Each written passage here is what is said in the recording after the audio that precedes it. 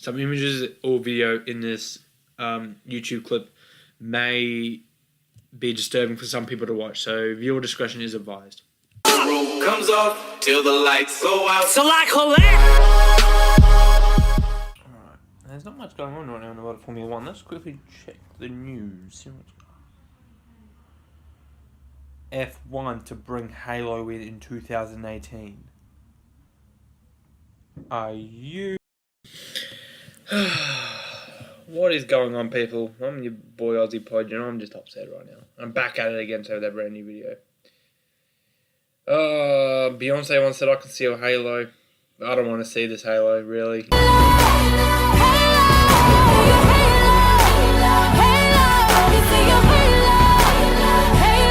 In F1, I mean, why is it in the sport? Here's why. Why is the Halo in Formula 1 and not a different design? Well, FIA did release a statement last night saying it's one that's only been significantly tested, but I don't think that's the case. I think the case is that Formula 1 and FIA have tested it and it's their idea. Now, if you look at the results, only 9 of the 10 teams did not want this Halo in the sport. Only Ferrari said it was up to satisfactory standards, which for me isn't good enough. If you are going to bring head protection into the sport, I would say bring in a cockpit, fighter pilot cockpit style with a roof over the head so it's easy to get out, as well as protection over the full body of the head. Today, we're going to look at 3 incidents that are proving that Halo was not the right choice.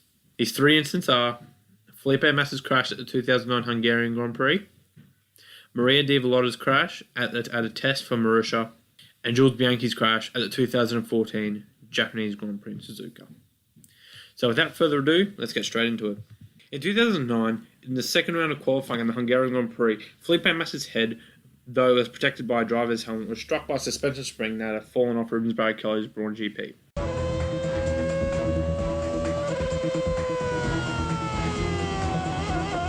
As imagens do acidente foram claras, mas demorou para entender como aquela peça estava voando no meio da pista e por que o...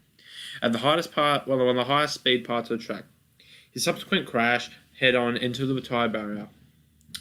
Massa was airlifted to hospital in Budapest and underwent surgery on his left eye. Condition was life-threatening but stable. He was improving rapidly, and Massa was discharged from hospital the following week and returned to Brazil for further tests. So Felipe Massa's crash, as I just briefly debriefed there, the suspension spring hit his helmet, causing eye damage. Now, I'll try to find videos for all these if I can, or photos or something, but he was never really the same ever again. He's always sort of driven with fear. Now, I don't think whatever you put, maybe the aero shield that Red Bull have tested could prevent the accident, but a cockpit definitely would. The Halo wouldn't really, in my opinion, prevent this, because the Halo, I'll put a screen on it now, it's straight down and then 2 bars open sort of at the side where you can see, and it would easily go through those bars. So I think, well, if we're going through the top 3, no, the Halo would not have protected it. Maybe the aero screen would have protected it, and yes, the cockpit, the fighter cockpit would have protected it. Maria Di Vallotta was a former race driver for Marussia and Lotus. In 2012, on July 3rd, Maria Di Vallotta was involved in an accident in Dux Aerodrome in England while carrying out a straight line test for Marussia. Her first time in the car, she crashed into a stationary truck at the end of the test run, when she just returned from the service area. A BBC reporter who witnessed the accident estimated the car was travelling 50 to 65 kilometers per hour before it crashed. It took an hour for her to be removed from the car, and she was taken to Aero Brooks Hospital in a life-threatening with multiple head fractures. She was later reported conscious. The following day, Marussia team principal John Booth said Di Vallotta was in a stable but critical condition and had lost her left eye. A year later, on October 11, 2013, 1 year after her first public appearance from her accident, the Spanish media reported that Maria Di Vallotta was found dead in her hotel room. Eurosport confirmed her death, and an autopsy on Diavolo's body had seen that she had suffered cardiac arrest. So this is what people are saying, that it was sort of due to complications from the accident. So this is weird because it wasn't as high speed as Felipe Massa's or as Jules Bianchi's, but it was into a stationary truck, which is a very big object. For me, the cockpit could have prevented it, but I think it would have prevented it to an extent where she still got injured, but probably would not to the extent where she was. Halo would have still happened anyway, even though it's titanium. I mean, driving at 60k an hour is actually that bad and will destroy the Halo, as well as the aero screen. Probably as the same as the cockpit, could have protected, but probably still would have hurt a lot for him. Probably still would have lost a left eye. So Maria Diavolota's crash, Halo, no. Aero screen, no. Cockpit, a little bit. Finally, Jules Bianchi's crash at the 2014 Japanese Grand Prix.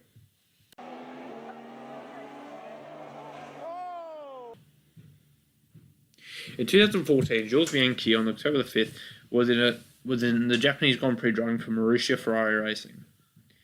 The race was already immediately under threat with a heavy rainfall caused from typhoons Fasun and fading daylight. On lap 43, Jules Bianchi lost control of his car and ran off at Dunlop Curve, turn 7 of the Suzuka circuit and collided into a tractor, causing multiple brain damage. It was announced immediately that Jules Bianchi was in a critical condition and was unable to breathe and was taken straight away into the intensive care. You could tell it was something major by the drivers on the podium not celebrating, not spraying champagne, and not lifting up their trophies. A year later, in 2015, Jules Bianchi was pronounced dead on the weekend of the Hungarian Grand Prix from complications from the head injury. Even though the FIA compensated the Jules Bianchi family still sued and won the case and got a little more money. So this is big because this is the most recent and this is the main reason since why head protection is in the sport. The Halo, see you later, it would have killed him. Aero screen, see you later, would have killed him. Cockpit, see you later, would have killed him. No matter what was on that car to protect his head, he would have died anyway. No one can survive that type of crash. This is massive This was massive for the landscape of Formula 1 because the first time in 20 years, a driver had died whilst racing a Formula 1 car. But I don't think it could have really been prevented, really. I don't think that crash, because I think it was mainly his fault for speeding in the yellow flag zone. Aquaplaned off and lost control.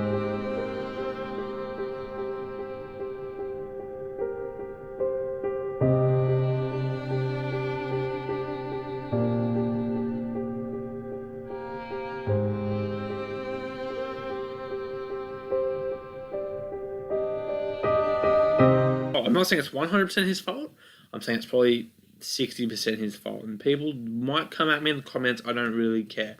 But it was sort of his fault. Aero screen, no. Cockpit, no. And Halo, no. So there are the options. Obviously, by that little debrief there, Halo out. I am not happy at all with that. I think Halo should not be in Formula 1. I don't think ever, but leave your comments in the comment section below. Make sure to like, share, and subscribe. I've been your boy, Ugly Podge, and peace.